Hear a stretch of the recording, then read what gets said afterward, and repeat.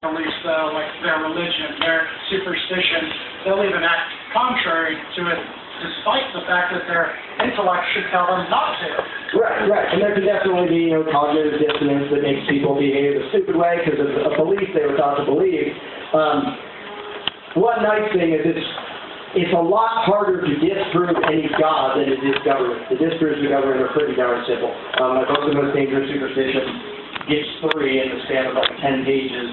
Complete logical disproofs of the possibility of government being legitimate. It's not that sometimes it's bad, sometimes it gets corrupt. It's that it literally can't exist. It's like saying, I believe in being a militant pacifist. Well, look at the words until you figure out that conceptually cannot be. Authority cannot be. And so, luckily, it's easier to disprove than a deity on some other plane of existence. Like, I don't care if you believe in whatever you believe in, unless it's telling you to attack me, which government always is. But I think that, people do cling to a lot of superstitions, and people have done it for thousands of years.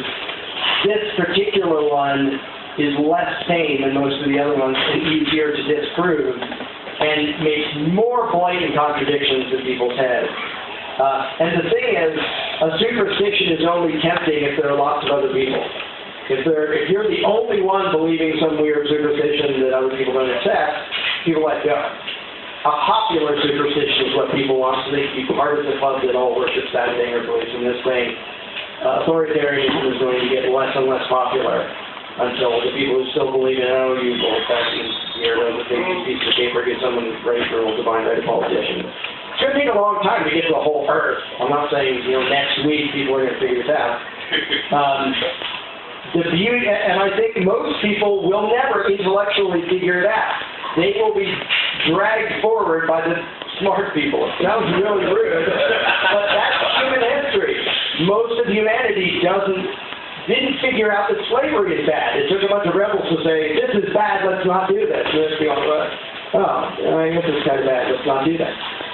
So the world doesn't change because the majority understands something. It's because they get dragged along by a few troublemakers who do understand it. The good news is, even dragging along an unthinking majority still can get to a really good result. We don't accept open slavery. It's called slavery anymore. So you're not allowed to call it that anymore. You still do it, it's called it. Well, it's called being a citizen. Yeah, now you're a law-abiding taxpaying citizen. But I do think it's destined to fall apart because it's a lie that doesn't even rely on some supernatural being. It's a lie just concocted around pieces of paper and human beings, which is the most bogus, weird lie ever. And makes less sense than any other superstition. I think it's going to take a long time to get to the whole world.